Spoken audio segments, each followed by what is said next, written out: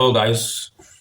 Nice to be with you here once again. It's always my passion and my delight to come on to share bit and tips on the ongoing AFCON that it is winding up the group stage. And yeah, it is really getting heated up and tough this time around. And yeah, I must say, first of all, greetings from me to you that, yeah, be it in whatever country you are watching me from.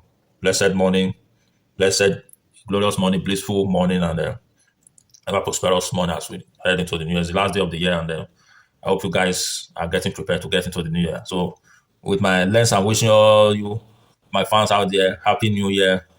It's the last day of the year, 31st. So, it's March day also in the ongoing AFCON, and we have the Group A matches, final lap of the matches in Group A. We have Equatorial Guinea playing Algeria and Sudan playing Burkina Faso. Of course, this group is not that stark group. We can expect to have favorite bet. Anything in football, we say it can happen. Football is not mathematics. That is just anybody's. It can be anybody's opinion today. It can be something else tomorrow. So we have Algeria. Algeria. One thing that strikes me about the Algerian national team is the fact that the Algerian national team is having the son of the legendary Zidane.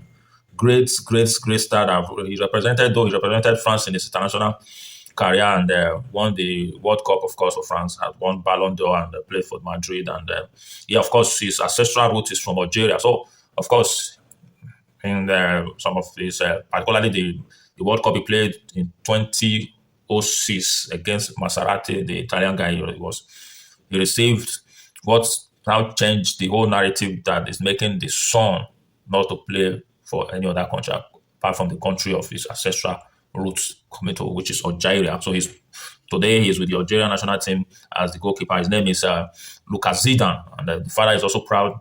Zidane, having his son represent the country of his ancestral roots. It's a great game. It's a great feat he achieved. Of course, he said his families are all okay with it after due series of negotiation with the family that he wants to represent his nation. And he has given a good account of himself. Very good goalkeeper. I think the matches he has played, he has not considered even a goal. He has kept clean sheets. So nice one from Luca Zidane, and nice one for the father who is always there to support his son in the stadium. So nice one for that family and for the team. So of course we have Sudan and Burkina Faso. Not too much has been known. Of course, Burkina Faso showing flashes here and there has been there. Of course, has also tried to attain prominence in the AFCON, but you can also take it away from them. They have also put in a good account, giving a good account of themselves in this ongoing AFCON, and kudos to them. Then way down to the last group, which is Group F, it's a group of death. I call it a group of death. I don't know about any other person, but I've not really had across social media anybody this group as a group of death, but I see it as a group of death involving Gabon, who was one of the playoff candidates that played with Nigeria, was among the playoff 4 teams that were involved in the playoff race not too far ago, recently, also in Morocco, that the AFCON is taking place right now.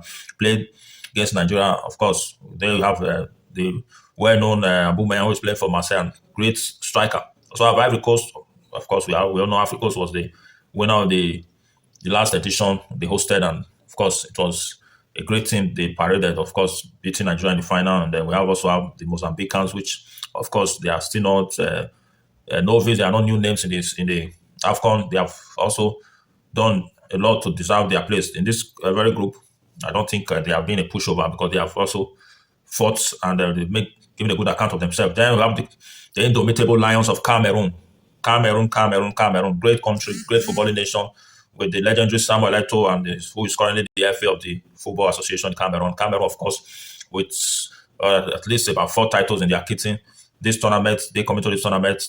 Yeah, of course, they have also given a good kind of themselves, and they are one of the favorites also, and we hope to see much more from them. They are very compact team, full of physicality and strength, energy and stamina, and also a little bit, of course, tactical discipline. Having great players like Zidane plays in Manchester United.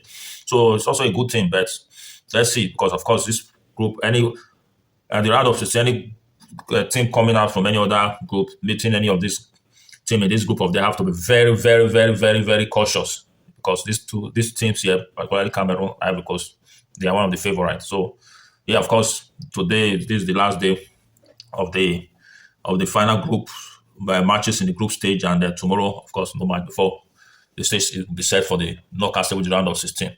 So quickly, let me round it up by talking about the incident that really happened in Nigeria's match against the Ugandans yesterday, because that match was a very hilarious match, having the Ugandans used about three goalkeepers before the end of that match. How did it happen? Of course, the first goalkeeper, from the bombardment and the onslaught of the Super Eagles attack, I think he got injured, and yeah, he was substituted. Then came the other keeper.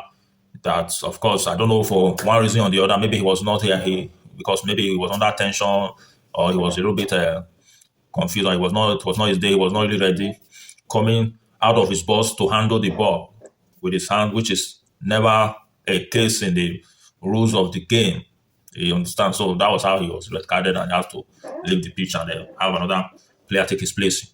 So that was how they ended up using the three goalkeepers in that match. I think this, in recent time in world football, it has never happened. So we saw it happen against the Super Eagles of Nigeria. Who knows why and what? Of course, I believe it's just what it is. So also, kudos to them for still keeping their head up high, and were able to still get a goal in that match, and finish it up with just a 3-1 scoreline. So kudos to them, and I wish them a more better competition come next edition. So thank you guys, and God bless you. Thank you for following and watching. As much as you can follow, I'll be eternally grateful to you guys as you follow my page for more encouragement. Thank you, Lord. Thank you, guys, ladies and gentlemen, and love you all. Bye.